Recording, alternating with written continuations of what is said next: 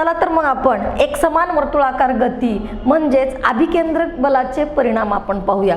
एकसमान वर्तुळाकार गती किंवा अभिकेंद्रकी बलाचे परिणाम बघत असताना त्या अगोदर आपल्याला काय पाहावं लागेल रे? अभिकेंद्रक बल म्हणजे काय, अभिकेंद्री बल म्हणजे काय? अभिकेंद्री बलाची व्याख्या आपण पाहिलेली आहे। कोणतीही वस्तू पहा, कोणतीही वस्तू वर्तुळाकार गतीने ज्यावेळेस फिरत असते त्यावेळेस किंवा वर्तुळाच्या केंद्राच्या दिशेने त्यावर बल प्रयुक्त होत असेल तर त्या बलास आपण अभिकेंद्री बल असं म्हणलं जातं। कोणतीही वस्तू वर्तुळाकार कक्षेत फिरण्यास कोणत्याही वस्तूवर वर्तुळाच्या केंद्राच्या दिशेने जर बल प्रयुक्त होत असेल तर त्याला आपण काय म्हणत असतो? अभिकेंद्रकी बल। समजा आपण एक वर्तुळाकार गतीने एक वस्तू अशी फिरत चाललेली आहे, मग आता वर्तुळाकार दिशेने एखादी वस्तू वर्तुळाकार कक्षेत जर फिरत असेल तर ह्या वस्तूवर प्रयुक्त होणार बल जे आहे ते कसं असलं पाहिजे? केंद्राच्या दिशेने असलं पाहिजे। कसं असलं पाहिजे? केंद्राच्या दिशेने असलं पाहिजे। मग या केंद्राच्या दिशेने असणाऱ्या बलास आपण काय म्हणतो? अभिकेंद्री बल असं म्हणतो। काय म्हणतो आपण? अभिकेंद्री बल असं म्हणतो। मग आता हे अभिकेंद्री बलाचे परिणाम बघायचे। सूर्य, ग्रह, तारे यामध्ये असणारं जे बल आहे ते अभिकेंद्री बल कसं कार्यरत असतं ते आपल्याला पाहायचं या ठिकाणी। एकसमान वर्तुळाकार गती किंवा अभिकेंद्री बलाचे परिणाम आपल्याला पाहत असताना सर्वप्रथम आपल्याला पाहायचंय काय पाहायचंय रे यामध्ये? तर समजा एक वस्तू घेतलेली आहे आणि ती वस्तू कशी फिरत आहे? वर्तुळाकार गतीने फिरत चाललेली आपल्याला पाहायला मिळते। कशी पाहायला मिळते? वर्तुळाकार गतीने गतिमान होत असताना आपल्याला पाहायला मिळते। अशा प्रकारे जर आपण विचार केला तर गतिमान असलेल्या वस्तूवर, गतिमान असणारी जी वस्तू आहे त्या वस्तूवर कशाच्या दिशेने बल प्रयुक्त होत असताना पाहायला मिळतं? केंद्राच्या दिशेने बल प्रयुक्त होत असताना दिसतं। त्या बलाला आपण अभिकेंद्री बल असं म्हणतो। त्या बलाला आपण काय म्हणतो? अभिकेंद्री बल असं म्हणलं जातं। मग यामध्ये यम हे काय आहे? यम वस्तूचे वस्तुमान। यम काय आहे? वस्तूचे वस्तुमान। कुठलीही वस्तू घ्या पृथ्वी तलावरची, वस्तुमान मानलं जातं। मग आता ही कशी फिरत आहे? समजा एक वस्तू आहे, कशी आहे? वर्तुळाकार गतीने फिरत आहे। त्यावर बल कुठलं प्रयुक्त आहे? अभिकेंद्रकी बल आहे। यम हे त्या वस्तूचं वस्तुमान आहे। आर काय आहे? त्रिज्या आहे। आर काय आहे? त्रिज्या आहे, बरोबर आहे। व्ही काय आहे? ती वस्तू काय करते? एक विशिष्ट चालीने फिरते। ती वस्तू काय करते? एक विशिष्ट चालीने आपल्याला फिरत जाताना आपल्याला पाहायला मिळते। मग आता व्हीने जर चाल दर्शवलेली असेल तर बलाचे परिणाम एवढं असतं की हे गणितीय क्रियेद्वारे दाखवता येतं। कसं दाखवता येईल? आता जर दाखवता येईल आपल्याला पाहायला मिळतं एफ बरोबर आहे काय येईल? एफ बरोबर आहे mv चा वर्ग छेदस्थानी आर, बरोबर आहे। ह्या पद्धतीने आपण दाखवू शकतो। समजा हे जर सूर्य आणि ग्रहामध्ये जर असेल तर सूर्याच्या भोवती जे ग्रह फिरत असतात ते सुद्धा कसे फिरत असताना पाहायला मिळतात रे? गोल आकार गतीने एका विशिष्ट कक्षेमध्ये फिरत असताना आपल्याला पाहायला मिळतात। लंब वर्तुळाकार गतीमध्ये पाहायला मिळतात आपल्याला। म्हणजे एक विशिष्ट कक्षा त्यांनी परिधान केलेली असते आणि त्या परिधान केलेल्या कक्षेमध्ये ते ग्रह काय करत असतात? सूर्याभोवती फिरत असताना आपल्याला पाहायला मिळतात। जर एक ग्रह वर्तुळाकार कक्षेत सूर्याची जर परिक्रमा करत असेल तर, सूर्याची काय करत आहे? परिक्रमा करत असेल तर त्यावर सूर्याच्या दिशेने काय होणार? बल प्रयुक्त होणार आणि त्या बलास आपण काय म्हणत असतो? अभिकेंद्री बल म्हणायचं। त्या बलास आपण काय म्हणत असतो? अभिकेंद्री बल असं म्हणलं जातं। म्हणून आपल्याला आता काढायचं याच्यामध्ये समजा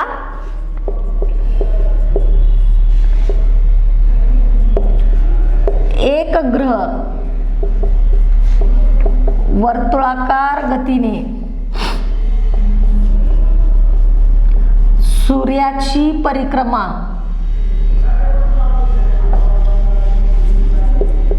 करत असेल तर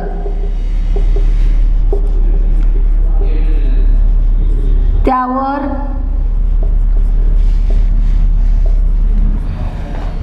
सूर्याच्या दिशेने प्रयुक्त होणारे बल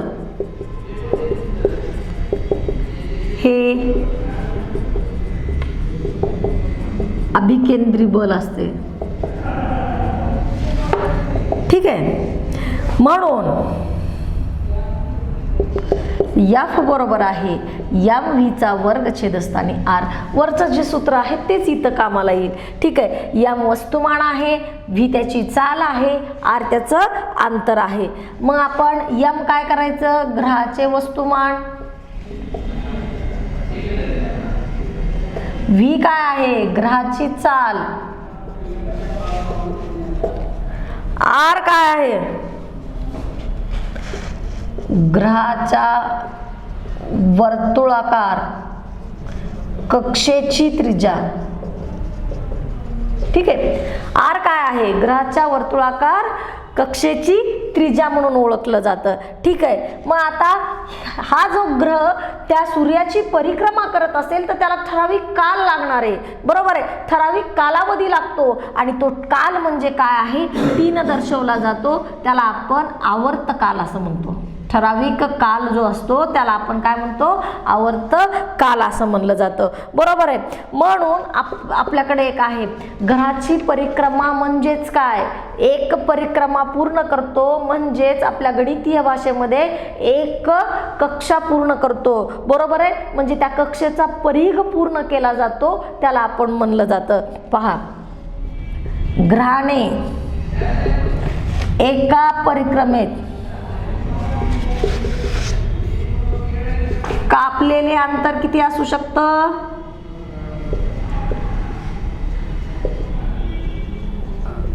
कक्षेचा परिघ कसं दाखवणार, हा सूर्य आहे.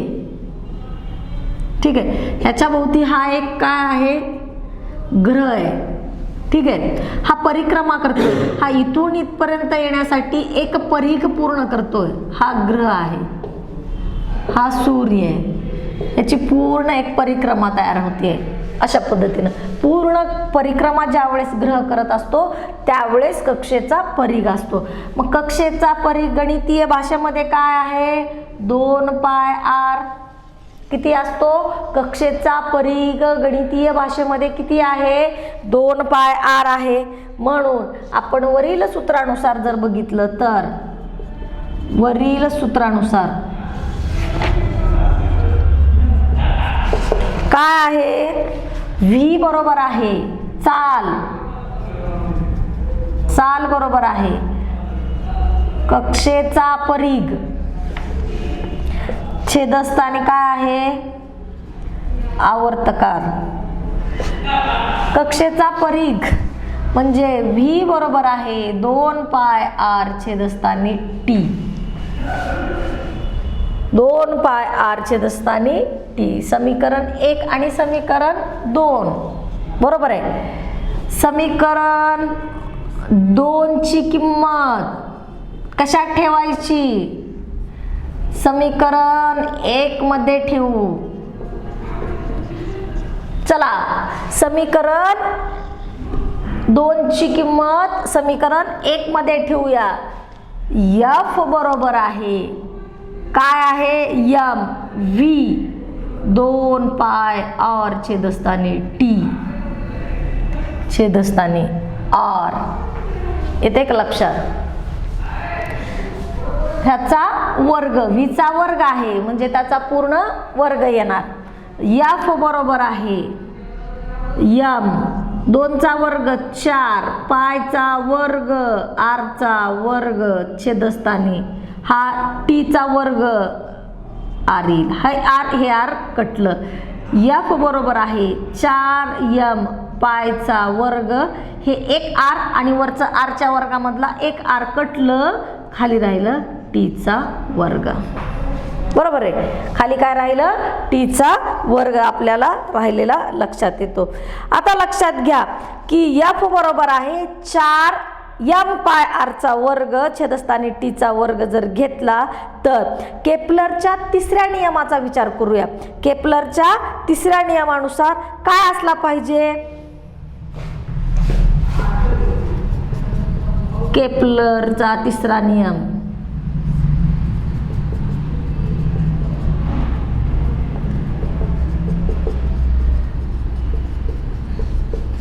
केपलरचा तिसरा नियम सांगा. r चा घन टीचा घन छेदस्थानी आरचा घन के. काय आहे केपलरचा तिसरा नियम?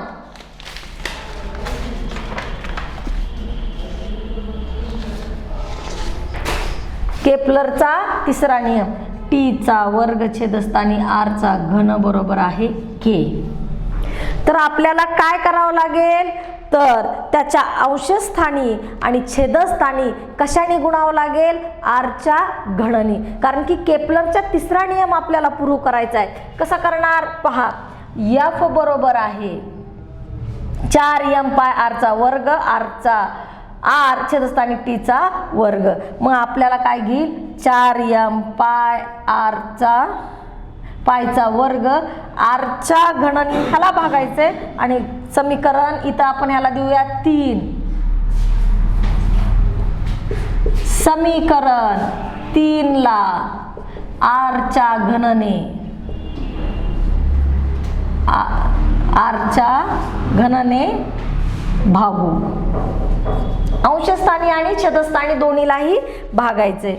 मग आपल्याकडे पाहायचंय एफ बरोबर 4m पायचा वर्ग आर छेदस्थानी आरचा घन छेदस्थानी टीचा वर्ग आरचा घन. बरोबर आहे. छेदस्थानी आणि अंशस्थानी जर भागलं तर काय येणार आपल्याकडे, एफ बरोबर आहे 4m पायचा वर्ग, हे आरचा वर्ग, हे इकडं करूया आरचा घन छेदस्थानी टीचा वर्ग, आरचा घन छेदस्थानी टीचा वर्ग. मग आता जर आपण पाहिलं तर किंवा ह्याला असं करा 1 छेदस्थानी टीचा वर्ग आरचा घन असं घेऊया. केपलरच्या तिसऱ्या नियमानुसार हे के आहे, एफ बरोबर 4m पायचा वर्ग छेदस्थानी आरचा वर्ग गुणिले के. m पायचा वर्ग आणि के हे स्थिरांक आहेत. m पायचा वर्ग हे काय आहेत, स्थिरांक आहेत. म्हणून इथं थोडंसं लिहिते, m पायचा वर्ग आणि के हे काय आहेत, स्थिर आहेत. म्हणून काय येणार, एफ हा व्यस्तानुपाती आहे आरच्या वर्गाच्या.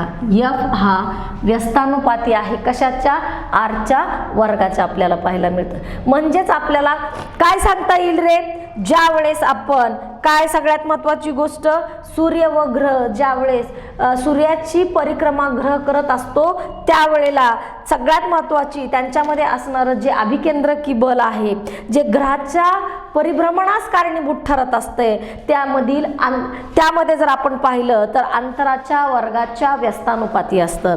सूर्य व ग्रह यामधील जे अभिकेंद्रकी बल आहे जे ग्रहाच्या परिभ्रमणास कारणीभूत असते ते त्यांच्यामधील अंतराच्या वर्गाच्या व्यस्तानुपाती आहे, हे आपल्या लक्षात येतं.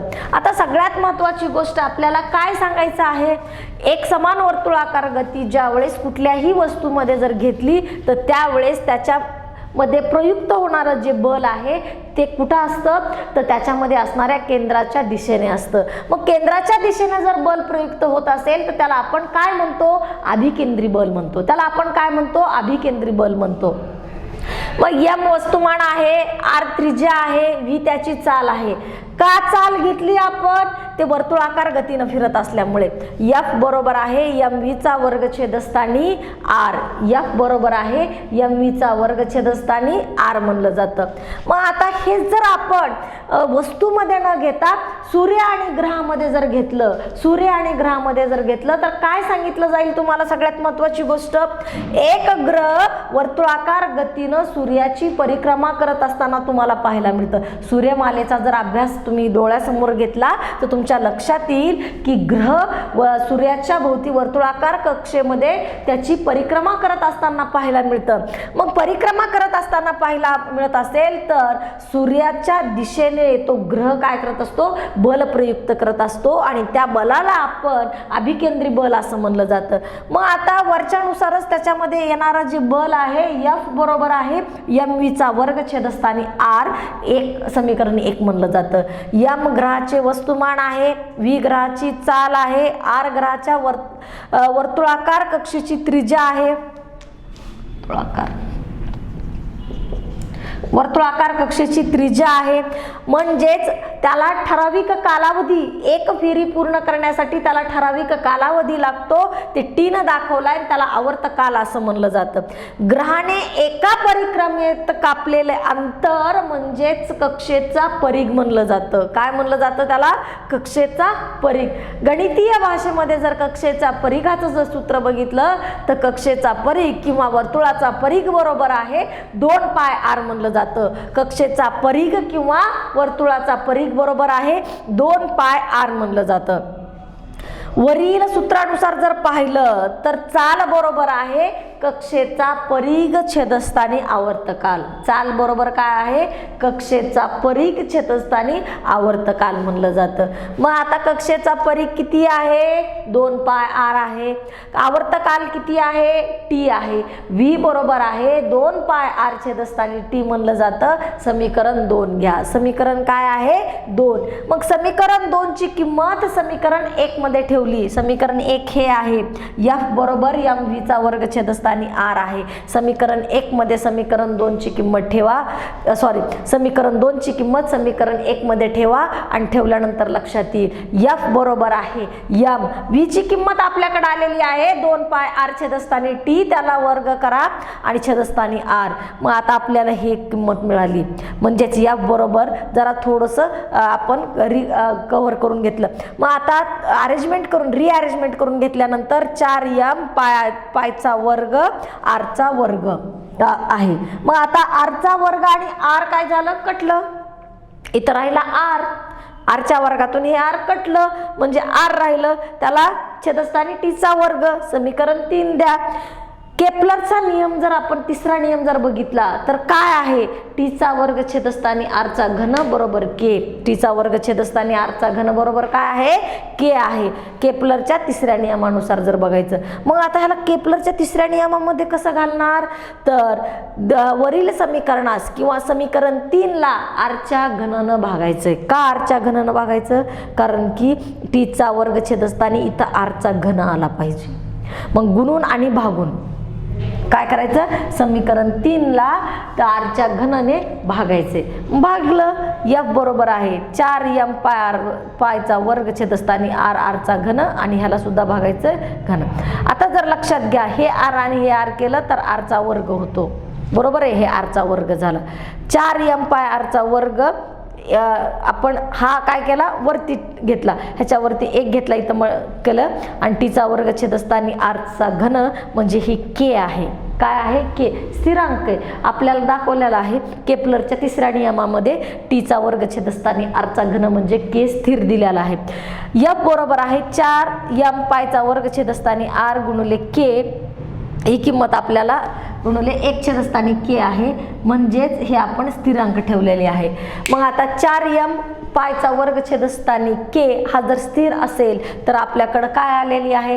f बरोबर आहे f हा व्यस्तानुपाती आहे 1 छेदस्थानी r च्या वर्गाच्या. म्हणजे ज्या वेळेस सूर्याची परिक्रमा एखादा ग्रह करत असेल तर त्यावेळेस त्याच्यावर प्रयुक्त होणारं जे अभिकेंद्री बल असतं ते कसं असतं? त्याच्या अंतराच्या व्यस्तानुपाती असतं आणि त्यावेळेसच ते काय करत असतात?